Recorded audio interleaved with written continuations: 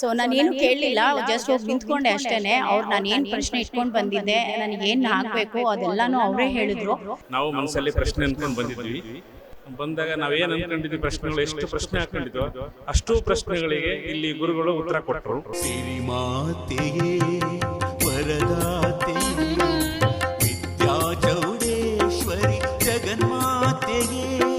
ನನ್ನ ಮಕ್ಕಳು ಬಹಳ ಒರಟರಾಗಿದ್ರು, ತುಂಟ್ರಾಗಿದ್ರು, ಹೇಳಿದ ಮಾತು ಕೇಳ್ತಿರ್ಲಿಲ್ಲ.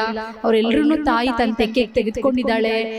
ಅಮ್ಮನ ಹತ್ರ ಹೋಗಿ ನೀವು ಬೇಡ್ಕೊಳ್ರಿ ಕೆಲಸ ಆಗುತ್ತೆ ಅಂತ ಹೇಳಿದ್ರು. ನಾವು ಹಂಗೆ ಬೇಡ್ಕೊಂಡಾಗ ಇಮಿಡಿಯೇಟ್ಲಿ ಒಂದು ದಿವಸದಲ್ಲೇ ಅದರ ಎಫೆಕ್ಟ್ ಏನಂತೇಳಿ ನಮಗೆ ಗೊತ್ತಾಯ್ತು. ಜಗದಾದಿ ಶಕ್ತಿಯೇ ಚೌಡಾಂಬೆ ವಿದ್ಯಾ ಚೌಡೇಶ್ವರಿ ಜಗದಾಂಬೆ ಕಳಶದಿ ಪೂಜಿಸುವೆ ಬಾರಮ್ಮ. ವೀಕ್ಷಕರೇ, ಕರ್ನಾಟಕದಲ್ಲಿರುವ ಎಲ್ಲ ಪ್ರಸಿದ್ಧ ದೇವಸ್ಥಾನಗಳನ್ನು ನಿಮಗೆ ಪರಿಚಯ ಮಾಡಿಸುವುದೇ ನಮ್ಮ ಟಿವಿ ಕನ್ನಡ ವಾಹಿನಿಯ ಉದ್ದೇಶ. ಟಿವಿ ಕನ್ನಡ. ಈಗ ನಾವು ನಿಮಗೆ ಪರಿಚಯ ಮಾಡಿಸಲು ಹೊರಟಿರುವ ದೇವಸ್ಥಾನ ಹಂಗರಹಳ್ಳಿ ಶ್ರೀ ವಿದ್ಯಾ ಚೌಡೇಶ್ವರಿ ಶ್ರೀಮಠ. ಮನಸ್ಸಿನಲ್ಲಿ ಅಂದುಕೊಂಡಿದ್ದನ್ನು ಕಳಸದಲ್ಲಿ ನಿಖರವಾಗಿ ಬರೆಯುವ ಕಳಸ ಬರವಣಿಗೆಯ ಮೂಲ ದೇವಸ್ಥಾನ ಹಂಗರಹಳ್ಳಿ ಶ್ರೀ ವಿದ್ಯಾ ಚೌಡೇಶ್ವರಿ ದೇವಸ್ಥಾನ.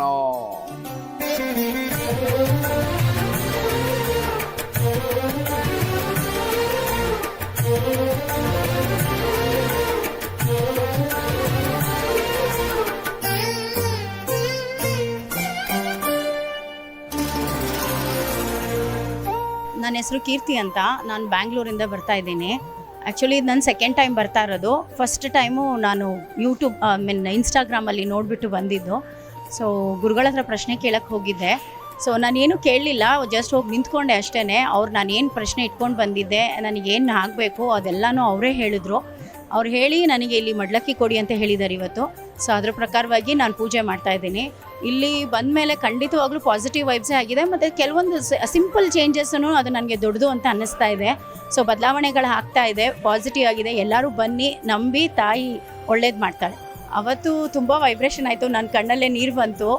ಸೊ ನಾನು ಅಂದ್ಕೊಂಡಿದ್ದನ್ನು ನಾನು ನಿಂತ್ಕೊಂಡಿದ್ದ ತಕ್ಷಣವೇ ನಾನೇನೂ ಮಾತಾಡಲೇ ಇಲ್ಲ. ಅವರೇ ಎಲ್ಲ ಹೇಳಿದ್ರು. ಮತ್ತು ಆಮೇಲೆ ಅವರೇ ಹೇಳಿದ್ರು ಸರಿನಾ ಇಲ್ವಾ ಹೇಳಿ ಮಾತಾಡಿ ಅಂತ ಹೇಳಿ. ಅವಾಗ ನಾನು ಮಾತಾಡಿದೆ, ಹೌದು ಎಲ್ಲ ಸರಿಗೆ ಹೇಳ್ತಾ ಇದ್ದೀರಾ ಅಂತ ಹೇಳಿ.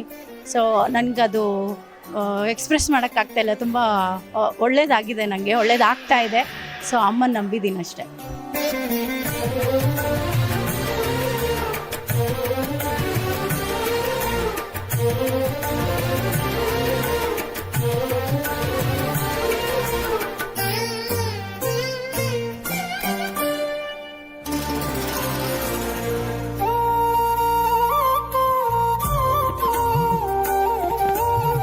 ನಾನು ಚಂದ್ರಕಲಾ ಅಂತ ಹೇಳಿ, ನಾನು ವೃತ್ತಿಯಲ್ಲಿ ಉಪನ್ಯಾಸಕಳಾಗಿದ್ದೀನಿ, ಪ್ರಾಧ್ಯಾಪಕಳಾಗಿದ್ದೇನೆ. ಈ ಕ್ಷೇತ್ರಕ್ಕೆ ನಾನು 3 ವರ್ಷದಿಂದ ಸತತವಾಗಿ ಬರ್ತಾ ಇದ್ದೇನೆ. ಬಂದ ಕಾರಣ ಸಹ ಆಕಸ್ಮಿಕವಾಗಿ ನಾವಿಲ್ಲಿ ದೇವಾಲಯಗಳಿಗೆ ಭೇಟಿ ಕೊಡಬೇಕು ಅಂತ ಹೇಳಿ ನಮ್ಮ ಬಡಾವಣೆಯ ಹಲವಾರು ಮಹಿಳೆಯರು ಇಲ್ಲಿಗೆ ಬರ್ತೀವಿ. ಬಂದ ದಿನವೇ ನಮಗೆ ಈ ಕ್ಷೇತ್ರ ಆಕರ್ಷಣೀಯವಾಗಿರುತ್ತೆ ಮತ್ತು ಧನಾತ್ಮಕ ಶಕ್ತಿಯನ್ನು ನಮ್ಮ ಮನಸ್ಸಿಗೆ ಕೊಡುತ್ತೆ. ಆ ಕಾರಣಕ್ಕಾಗಿ ನಿರಂತರವಾಗಿ ನಾವೆಲ್ಲ ಮಹಿಳೆಯರು ಈ ಕ್ಷೇತ್ರಕ್ಕೆ ಅಮಾವಾಸ್ಯೆ ಮತ್ತು ಹುಣ್ಣಿಮೆಯ ಪೂಜೆಗಳಲ್ಲಿ ಸತತವಾಗಿ ಬಂದು ಹೋಗ್ತಾ ಇದ್ದೀವಿ 3 ವರ್ಷಗಳಿಂದನೂ. ಇಲ್ಲಿಗೆ ಬಂದ ನಂತರ ನಮ್ಮ ಮನೆಯ ಸಮಸ್ಯೆಗಳೆಲ್ಲ ಬಗೆಹರಿದಿದೆ ಮತ್ತು ನನ್ನ ಮನದ ದುಗುಡ ದುಃಖ ದುಮ್ಮಾನಗಳೆಲ್ಲವನ್ನು ದೇವಿಗೆ ಅರ್ಪಿಸ್ಕೊಂಡು ಹೋಗ್ತೇನೆ. ಕಾಲಕ್ರಮೇಣವಾಗಿ ಎಲ್ಲ ಕಷ್ಟಗಳು ಕರಗಿ ಹೋಗ್ತಾ ಇದೆ. ಇಲ್ಲಿ ಗುರುಗಳ ಹತ್ರ ನಾನು ಶಾಸ್ತ್ರ ಕಳಸ ಶಾಸ್ತ್ರವನ್ನು ಸಹ ಹಲವಾರು ಬಾರಿ ಕೇಳಿದ್ದೀನಿ. ನನಗೆ ಇಲ್ಲಿ 2,000 ರೂಪಾಯಿ ದುಬಾರಿ ಅಂತ ಅನಿಸಲ್ಲ, ನನಗೆ ಶಕ್ತಿ ಇದೆ. ಹಾಗಾಗಿ ಮತ್ತು ನಾನು ದೇವಿಗೆ ಯಾವುದಾದ್ರು ರೂಪದಲ್ಲಿ ಇದನ್ನು ಸಲ್ಲಿಸಬೇಕು ಅನ್ನೋದು ನನ್ನ ಮನದ ಇಚ್ಛೆ ಆಗಿರುತ್ತೆ. ಮತ್ತು ನನ್ನ ಮಕ್ಕಳು ಭಾಳ ಒರಟರಾಗಿದ್ದರು, ತುಂಟ್ರಾಗಿದ್ದರು, ಹೇಳಿದ ಮಾತು ಕೇಳ್ತಿರ್ಲಿಲ್ಲ. ಅವರೆಲ್ಲರೂ ತಾಯಿ ತನ್ನ ತೆಗೆದುಕೊಂಡಿದ್ದಾಳೆ ಮತ್ತು ಅವ್ರಿಗೆ ಬೇಕಾದದ್ದನ್ನು ಅವರ ವಿದ್ಯೆ, ಉದ್ಯೋಗ ಇತ್ಯಾದಿ ಅವಕಾಶಗಳನ್ನು ತಾನಾಗಿ ತಾಯಿ ಕೊಡ್ತಾ ಇದ್ದಾಳೆ. ಇಲ್ಲಿ ಹೇಳಿದ್ದೆಲ್ಲವೂ ನೆರವೇರ್ತಿದೆ ಮತ್ತು ಇಲ್ಲಿ ಯಾವುದೇ ಮಧ್ಯವರ್ತಿಗಳ ಒಂದು ಹಾವಳಿ ಇಲ್ಲ.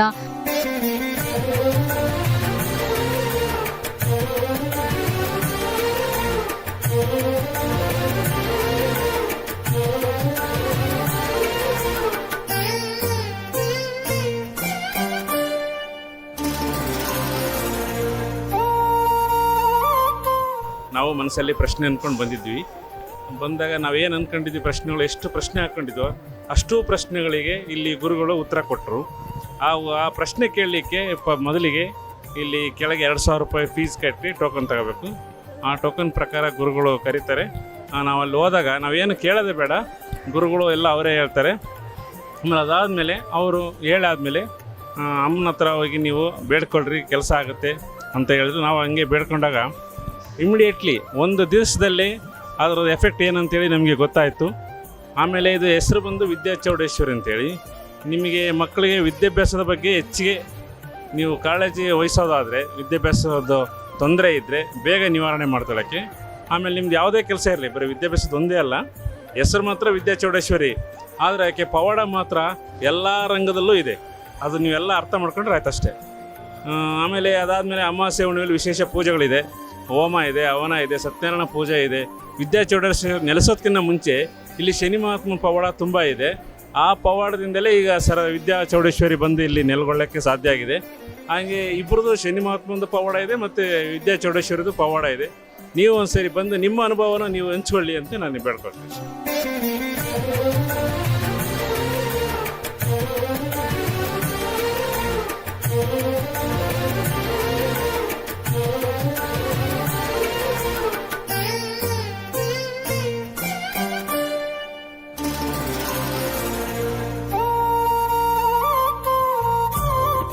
ಮಂಗಳಾರತಿ ತುಂಬ ಚೆನ್ನಾಗಿತ್ತು. ಮತ್ತು ಇದರಲ್ಲಿ ನನಗೆ ಇನ್ನೊಂದು ಅದೃಷ್ಟ ಏನು ಅಂತ ಹೇಳಿದ್ರೆ, ಅಲ್ಲಿ ತೇರೆಲ್ಲ ಬರಬೇಕಾದಾಗ ನಾನೇ ಹೋಗಿ ಅಮ್ಮನಿಗೆ ನೀರು ಹಾಕಿ ಅದನ್ನು ಕರ್ಕೊಂಡು ಬಂದಿದ್ದು ನನ್ನ ಅದೃಷ್ಟ ಅಂತ ಹೇಳ್ಬೋದು. ನಾನು 2ನೇ ಸತಿ ಬಂದ ಕೂಡಲೇ ಅಮ್ಮ ನನ್ನನ್ನು ಗುರುತಿಸಿ ಅವಕಾಶ ಮಾಡಿಕೊಟ್ಲು. ಸೊ ಒಳ್ಳೇದಾಗ್ತಾ ಇದೆ ನನಗೆ ಅಂತ ನಾನು ಭಾವಿಸ್ತೀನಿ.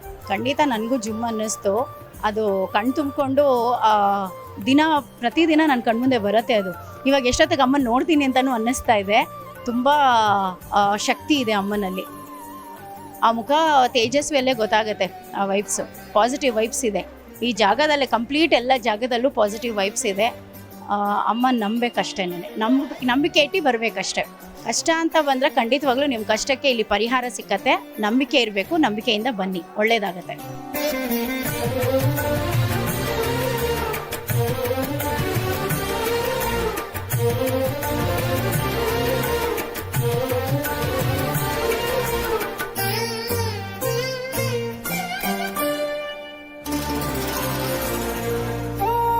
ನಿರಂತರವಾಗಿ ಭಕ್ತರಿಗೆ, ಸೇವಾಸಕ್ತರಿಗೆ ಇಲ್ಲಿ ಅವಕಾಶವನ್ನು ಕೊಡುತ್ತೆ. ಗುರುಗಳು ಅಷ್ಟೇ ನನಗೆ ಸಂತರ ಥರ ಕಾಣ್ತಾರೆ. ನಮಗೆ ಅವರು ಬಾಯಲ್ಲಿ ಅವ್ರು ಹೇಳಿದರೆ ಸಾಕು, ದೇವಿನೇ ಹೇಳ್ತಿದ್ದಾಳೆ ಅಂತ ಅನಿಸುತ್ತೆ. ತುಂಬ ನನ್ನ ದುಃಖದಲ್ಲಿದ್ದಾಗ ಕನಸಿನಲ್ಲಾರು ಬಂದು ಈ ಸನ್ನಿಧಿಗೆ ನನ್ನನ್ನು ಕರೆಸ್ಕೊಳ್ತಾರೆ. ಹಾಗಾಗಿ ಅಮಾವಾಸ್ಯೆ ಹುಣ್ಣಿಮೆ ನನಗೆ ರಜಾ ಬಂತು ಅಂತ ಕೂಡಲೇ ನಾನು ಇಲ್ಲಿಗೆ ಒಮ್ಮೆ ಭೇಟಿ ಕೊಡುವ, ನನ್ನ ಮಕ್ಕಳಾದಿಯಾಗಿ ನಾನು ಇಲ್ಲಿಗೆ ಬಂದು ಹೋಗ್ತೀನಿ. ಹಾಗಾಗಿ ಈ ಕ್ಷೇತ್ರವನ್ನು ಎಲ್ಲ ಭಕ್ತರು ನಂಬಬಹುದು. ಯಾಕಂತಂದರೆ ಅವ್ರ ಇಷ್ಟಾರ್ಥಗಳನ್ನು ದೇವಿಯ ಮೂಲಕನೇ ಅವರು ಪರಿಹರಿಸ್ಕೊಳ್ಳೋದಕ್ಕೆ ಎಲ್ಲ ಸಾಧ್ಯತೆಗಳು ಇದೆ. ಹಾಗಾಗಿ ಇಲ್ಲಿ ಎಷ್ಟು ಮುಕ್ತವಾದಂಥ ಅವಕಾಶ ಇದೆ ಅಂತಂದರೆ, ಒಂದು ರೀತಿ ಪ್ರಜಾಪ್ರಭುತ್ವ ಮಾದರಿಯಲ್ಲಿದೆ.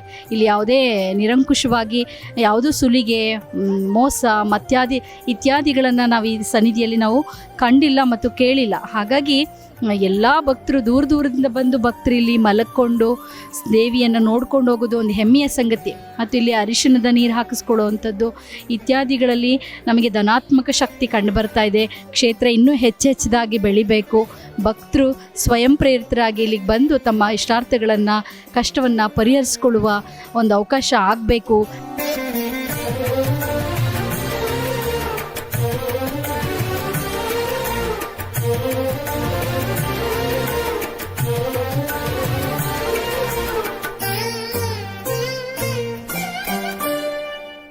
ಸ್ವಯಂ ಸೇವಕರಾಗಿ ಭಕ್ತರೇ ಬಂದು ಇಲ್ಲಿ ಎಲ್ಲ ಕೆಲಸವನ್ನು ಮಾಡ್ಕೊಂಡು ಹೋಗ್ತಾರೆ. ಇದು ತುಂಬ ಆನಂದದಾಯಕವಾದಂಥ ವಿಚಾರ. ಯಾಕಂತಂದರೆ ಇಲ್ಲಿ ಎಲ್ಲೂ ಕಡೆ ಭಕ್ತರಿಗೆ ಇಷ್ಟು ನೇರ ಪ್ರವೇಶ ಇಲ್ಲ.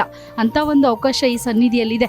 ಅದನ್ನು ಭಕ್ತರು ಅದನ್ನು ಸದುಪಯೋಗ ಪಡಿಸ್ಕೊಳ್ಬೇಕು ಅಂತ ನಾನು ಈ ಮೂಲಕ, ವಾಹಿನಿಯ ಮೂಲಕ ಎಲ್ಲ ಸದ್ಭಕ್ತರಲ್ಲಿ ನಾನು ವಿನಂತಿ ಮಾಡಿಕೊಳ್ತಾ ಇದ್ದೇನೆ. ಹಾಗೆ ಬಸವಣ್ಣ, ಚಿಕ್ಕ ಚೌಡಮ್ಮ, ದೊಡ್ಡ ಚೌಡಮ್ಮ ಇಲ್ಲಿ ಬಂದರೆ ಮನಸ್ಸು ನಿರಾಳ ಆಗುತ್ತೆ. ಹಾಗಾಗಿ ಕೆಲವರು ವಿದ್ಯಾವಂತರು ಈ ದೇವರು ಈ ಥರದ ನಂಬಿಕೆಗಳನ್ನು ಹೆಚ್ಚಾಗಿ ಇಟ್ಕೊಳ್ತಾರೋ ಇಲ್ವೋ ಗೊತ್ತಿಲ್ಲ. ಆದರೆ ನನಗಂತೂ ಇಲ್ಲಿಗೆ ಬಂದರೆ ಹೋದ್ರೇ ನನಗೆ ಸಮಾಧಾನ ಆಗತ್ತೆ. ಹಾಗಾಗಿ ಗುರುಗಳ ಆಶೀರ್ವಾದ, ದೇವಿಯ ಆಶೀರ್ವಾದ ಸದಾ ನನ್ನ ಕುಟುಂಬದ ಮೇಲಿದೆ. ಸಾಕಷ್ಟು ಸಮಸ್ಯೆಗಳನ್ನು ತಾಯಿ ಬಗೆಹರಿಸಿದ್ದಾಳೆ, ನಿಧಾನವಾಗಿ ಕ್ರಮೇಣವಾಗಿ ಕರಗಿಸಿದ್ದಾಳೆ. ಹಾಗಾಗಿ ನನ್ನ ಮಗ ಸಾವು ನೋವಿನ ಸಂದರ್ಭದಲ್ಲೂ ತಾಯಿ ನನ್ನ ಕೈ ಹಿಡಿದಿದ್ದಾಳೆ. ನಾನು ಈ ಸನ್ನಿಧಿಗೆ ಚಿರಋಣಿಯಾಗಿರ್ತೀನಿ. ಸದಾ ನನ್ನ ಉಸಿರಿರೋ ತನಕನೂ ಈ ಸನ್ನಿಧಿಗೆ ಬಂದು ಹೋಗೋ ಮನಸ್ಥಿತಿಯನ್ನು ನನಗೆ ಕೊಡಲಿ, ಆರೋಗ್ಯ ಕೊಡಲಿ, ಶಕ್ತಿ ಕೊಡಲಿ ಅಂತ ಹೇಳಿ ನಾನು ಪ್ರಾರ್ಥಿಸ್ತಾ ಇದ್ದೀನಿ.